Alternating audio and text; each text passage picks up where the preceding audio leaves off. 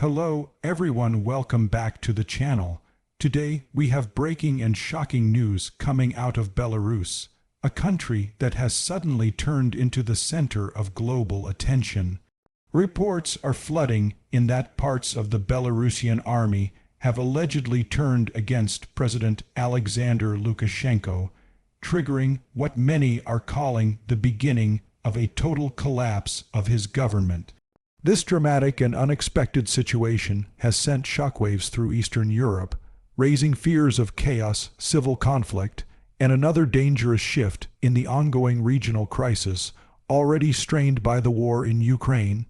To understand how this explosive moment unfolded, we need to look at the background of Lukashenko's rule. For nearly 3 decades, he has controlled Belarus with an iron fist, maintaining power through tight control of the military, intelligence services, and the economy. His relationship with Russia's Vladimir Putin has been one of loyalty and dependency, especially after the 2020 protests that nearly overthrew him. Since then, Lukashenko has increasingly relied on Moscow for political, economic, and military support. But that alliance may now be showing cracks as Belarusian soldiers and even high-ranking officers reportedly begin to defy his authority. Sources claim that tensions inside the Belarusian military have been growing for months. Many officers were unhappy with being dragged into Russia's war in Ukraine, a war that was never officially theirs. Belarus allowed Russian troops to use its territory for launching attacks into Ukraine, which made the country a co-belligerent in the eyes of many. Ordinary Belarusians, already tired of sanctions and economic hardship, grew even more frustrated when young soldiers began dying in battles that were not their own. Behind closed doors, dissent began to spread through the ranks, and now, according to several local reports, it seems to have exploded into open rebellion. Witnesses in Minsk and other cities reported explosions and heavy gunfire near several key military facilities. There are claims of clashes between pro-government forces and rebel factions of the army. Videos allegedly show groups of soldiers tearing down Lukashenko's portraits and declaring their loyalty to the Belarusian people, rather than to the president. Some of these videos remain unverified, but the consistency of reports from different regions has made international observers take the situation very seriously. Lukashenko himself appeared on state television earlier today, looking visibly shaken but defiant. He accused foreign agents and traitors within of trying to destabilize the country and warned that any attempt to overthrow him would be crushed. However, his usual tone of absolute control seemed weaker than usual, as if even he realizes that the foundations of his power might be slipping away. His speech did little to calm the situation, and instead, protests have started to erupt again in several cities. Crowds of people are reportedly chanting slogans like "Freedom for Belarus" and "Down with the dictator," echoing the massive demonstrations of 2020. Meanwhile, Moscow is watching the situation closely.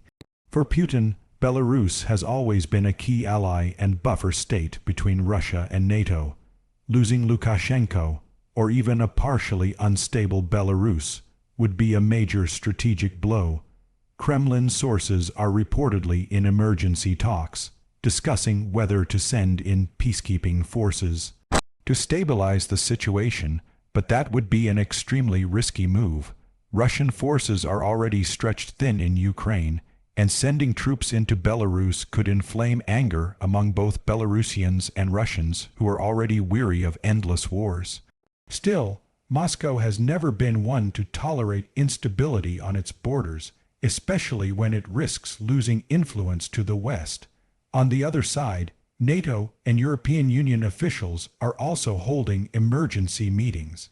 Western leaders are cautious, aware that this could either be the beginning of Belarus's long-awaited liberation or the spark of a new regional conflict. The situation is so fluid that even intelligence agencies seem uncertain about who controls what. Some reports suggest that Lukashenko has already fled the capital and is hiding in a secure military bunker. Others claim he's preparing to leave the country altogether, possibly seeking refuge in Russia. If the reports of mutiny are accurate, this could mark one of the most dramatic political collapses in modern Eastern European history. For decades, Lukashenko was seen as one of the most durable autocrats on the continent, a man who survived protests, sanctions, assassination attempts, and even internal betrayals. Yet, history has shown that even the most iron-fisted rulers can crumble overnight when the loyalty of their military evaporates. Many analysts believe this rebellion didn't appear out of nowhere. Economic decline, corruption, and political repression have been eating away at Belarus from within. Ordinary people have been struggling under inflation, shortages, and international isolation. Young soldiers, many from these same struggling families, grew increasingly unwilling to serve a regime that they saw as corrupt and outdated. When Lukashenko ordered military support for Russia's war efforts, it may have been the final straw. No one wanted to die for someone else's war. Social media has become a key battleground. Channels on Telegram and X, formerly Twitter, are overflowing with videos and audio messages allegedly from Belarusian soldiers calling for unity against dictatorship. Some claim that entire units have switched sides, while others report that command centers are being seized by the rebels. Internet access in parts of Belarus has been disrupted, possibly as part of a government attempt to suppress communication. Despite this, information continues to leak out through encrypted apps and satellite links. Internationally, the reactions are mixed. Ukraine, which has long viewed Belarus as a potential launch pad for new Russian offensives, is closely monitoring the unrest. Ukrainian officials have cautiously welcomed the reports, calling them a sign that tyranny cannot last forever. Poland and Lithuania, both NATO members bordering Belarus, have put their forces on alert in case the situation spills across the border. The European Union has issued a statement urging restraint, but also signaling that it is ready to support the democratic will of the Belarusian people. As the night unfolds, the biggest question remains: who is really in control of Belarus right now? Lukashenko's grip appears weaker than ever, but it's too early to declare his downfall. Some analysts warn that he may still have loyal security forces capable of turning the tide through brutal crackdowns.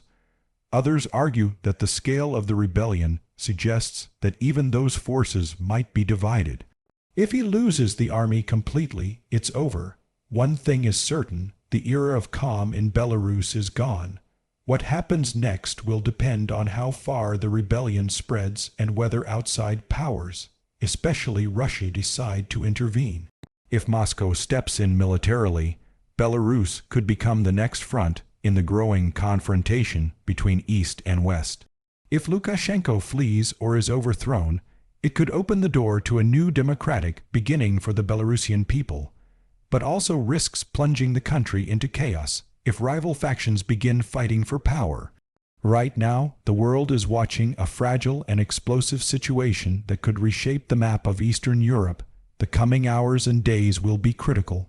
Whether this ends in freedom or tragedy depends on the choices made by the soldiers and citizens of Belarus, and on whether Lukashenko finally realizes that his time might be over.